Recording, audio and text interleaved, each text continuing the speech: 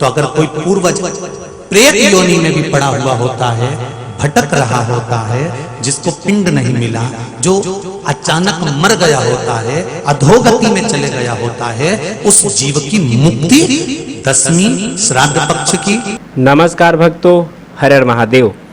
पितृपक्ष में हम अपने पितरों को याद करते हैं, उनका ध्यान करते हैं, उनके लिए पूजा अर्चना करते हैं, दान पुण्य करते हैं, ताकि जो भी हमारे पितृ हैं, जो भी हमारे पूर्वज हैं, उनको मुक्ति मिले, उनको शांति मिले। इसीलिए आज की इस वीडियो में पंडित प्रदीप जी मिश्रा पितृपक्ष से जुड़ा हुआ एक ऐसा उपाय बता रहे हैं जिसको यदि आप करेंगे तो आपके पितृ जो है वो भटकेंगे नहीं, उनको मुक्ति मिल जाएगी। आज की इस वीडियो में पंडित प्रदीप जी मिश्रा पितृपक्ष में पितरों की मुक्ति के लिए एक रोटी से जुड़ा हुआ उपाय बता रहे हैं, जिसको यदि आप करेंगे तो आपके पितृ भटकेंगे नहीं, उनको मुक्ति मिल जाएगी।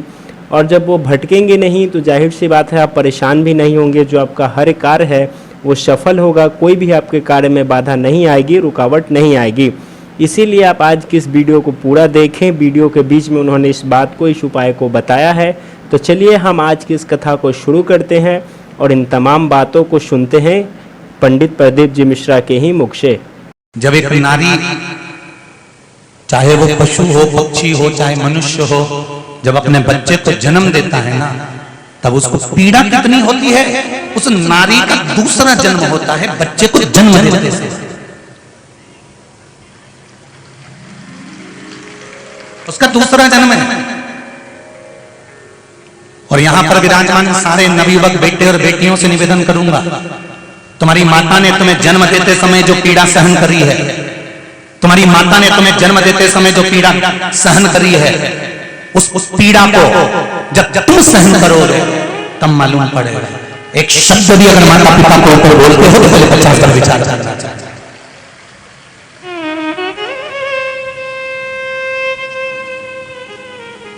कितनी पीड़ा। और माता और पिता ने तुमको जन्म दिया है, और जन्म देने पर माता पिता को जो पीड़ा होती है, उस पीड़ा को माता पिता जानते हैं। पर एक निवेदन मेरी बेटियों से करूंगा, इससे बड़ी पीड़ा माता को, पिता को एक बार फिर होती है जब बेटी किसी दूसरे धर्म में जाकर विवाह करती है। सनातन धर्मी को छोड़कर, अपने सनातन धर्म को छोड़कर दूसरे धर्म में जाकर जब विवाह करती है, तो जो जन्म की पीड़ा है ना, उससे 4 गुनी पीड़ा माता और पिता को तब होती है।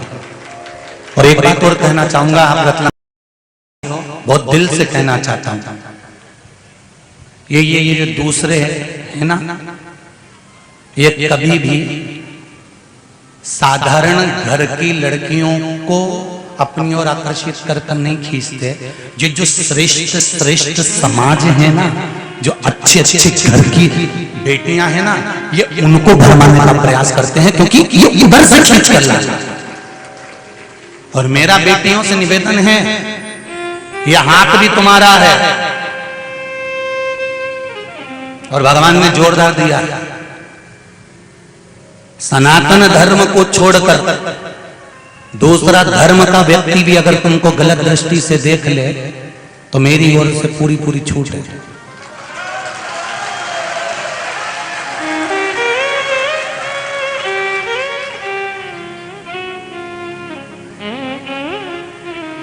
एक नियम बना लो, सनातन धर्म में कुछ कमी है क्या? सनातन धर्म जैसा कोई धर्म नहीं है। क्यों, किस लिए?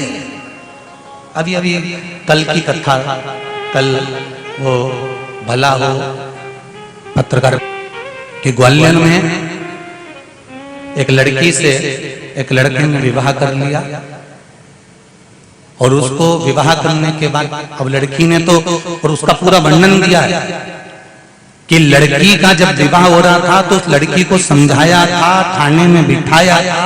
लड़की माँ बाप के विरोध में खड़ी हो गई थी, भाई और बहन के विरोध में खड़ी हो गई थी कि करूं तो इससे ही। और उस लड़के से विवाह करने के बाद में थाने में जब खबर गई तो उस लड़की ने कहा कि मैंने शादी इससे करी है और ये लड़का अपने अन्य दूसरे काका चाचा अन्यों के पास में कहता है कि तुम्हें भी उनके साथ रहना पड़ेगा, ये करना है हमारे धर्म की बेटियों के साथ। अब तो जाग जाओ। मीना धन्या कला इन तीनों को तो श्राप लग गया, ये रोती रोती अपने पिताजी के पास में पहुंच गई। अब यहां तक की कथा आपने शिव पुराण में पहले से सुन रखी है। अब आ जाओ वायु पुराण की कथा पर, नर्मदा जी का पूर्व जन्म।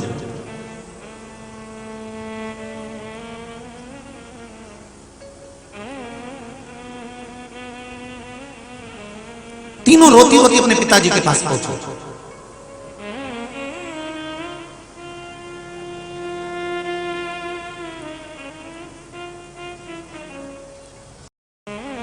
जिनके पिताजी का नाम था सोमप। एक बार बोल के बताओ सभी लोग, सोमप। जम के बोलिए, सोमप।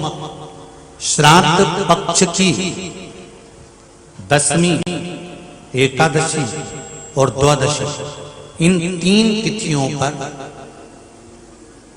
एक रोटी में थोड़ा सा मीठा रखकर सोमप पितृ का नाम लेकर यदि गाय को खिला दिया जाता है, तो अगर कोई पूर्वज प्रेत योनि में भी पड़ा हुआ होता है, भटक रहा होता है, जिसको पिंड नहीं मिला, जो अचानक मर गया होता है, अधोगति में चले गया होता है, उस जीव की मुक्ति दशमी श्राद्ध पक्ष की, एकादशी श्राद्ध पक्ष की और द्वादशी श्राद्ध पक्ष की, ये 3 दिन सोमप पितृ का नाम लेकर रोटी में पूड़ी में मीठा रख कर अगर गाय को खिला दिया जाता है ये 3 दिन तक, तो वो पितृ कभी भटकते नहीं है, उनको मुक्ति प्राप्त हो जाती है, मोक्ष में।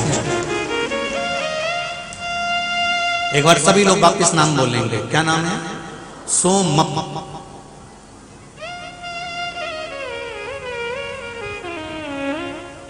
ये माता पार्वती जी के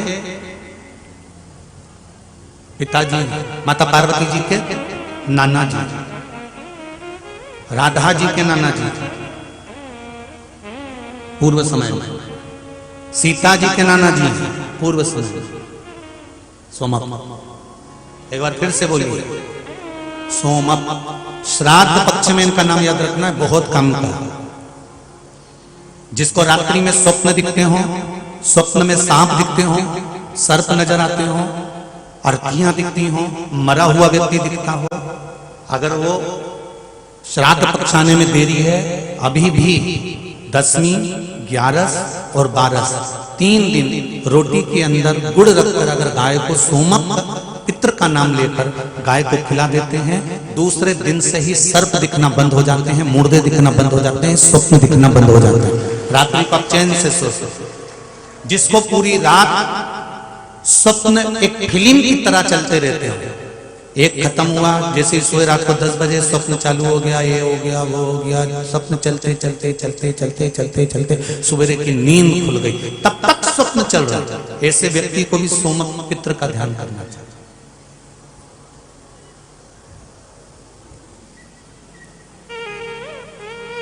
सोमप पितृ का स्मरण करना चाहिए।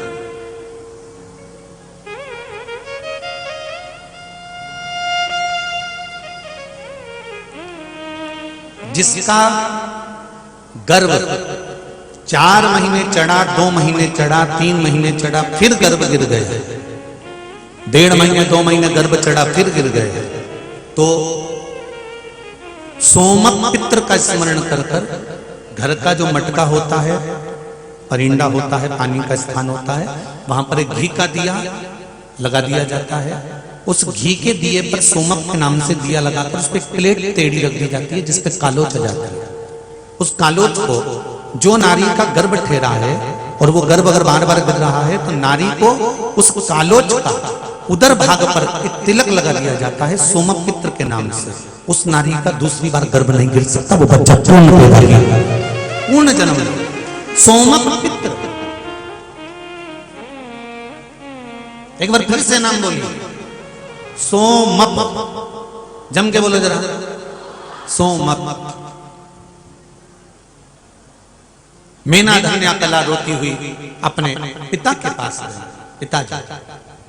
पिताजी ने कहा, क्या हुआ बेटा, आपको मालूम नहीं पिताजी, हमको श्राप लग गया है।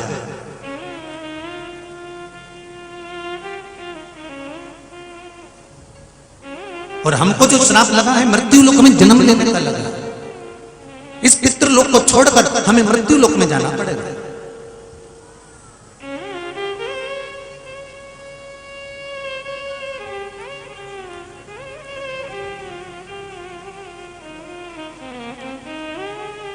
पिता ने तीनों बेटियों को गले से लगा लिया और तीनों को गले से लगाकर पिता ने कहा तुम एक काम करो, मृत्यु लोक में तो तुम्हें जाना है, मना नहीं है, पर तुम शंकर की आराधना करो, तुम्हारे लिए वो श्रेष्ठ होगा। सोमप पित्र ने अपनी मेना, धन्या और कला इन तीनों पुत्रियों को शंकर जी पे एक लोटा जल समर्पित करने का वर्णन कर दिया। और आपको रोज प्रतिदिन कथा में कहते हैं सारी समस्या का हल एक लोटा जल शिव को समर्पित करना। कई लेटरों में आया, देखो पत्रों में।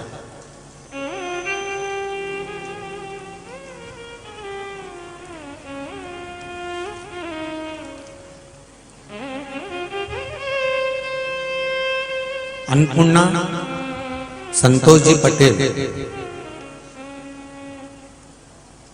सेंदरवाड़ा, नर्मदापुरम, कहीं बैठी हो तो हाथ उठाइएगा। आप ही का नाम है दोनों का, हाथ हिला दीजिए दोनों। गुरुजी, मैं आपकी कथा 3 साल से निरंतर सुन रही हूं। मेरी शादी को 23 साल हो गए थे, मेरे यहाँ संतान नहीं थी। मैंने डॉक्टरी इलाज करवाया, सब कुछ पूर्ण इलाज करवाए, पर संतान नहीं। गुरुदेव, मां नर्मदा की कृपा से एक बार शिव महापुराण की कथा टीवी पर सुनने को मिली, सुनी, उसका उपाय करा, शंकर जी को एक लोटा जल चढ़ाना प्रारंभ करा, बेलपत्र वाला प्रयोग करा। बाबा की कृपा से मेरे घर में 23 साल के बाद में पुत्र की प्राप्ति हुई। ये शिव बालक आया है साथ में, बधाई हो आपको बहुत बहुत। जो 23 साल के बाद आपको प्राप्त हुआ, उसके लिए बाबा देवाधिदेव महादेव की कृपा बनी रहे। दोनों हाथ, एक हाथ में तब के लाला, एक ही हाथ उठा करके दो, हर हर महा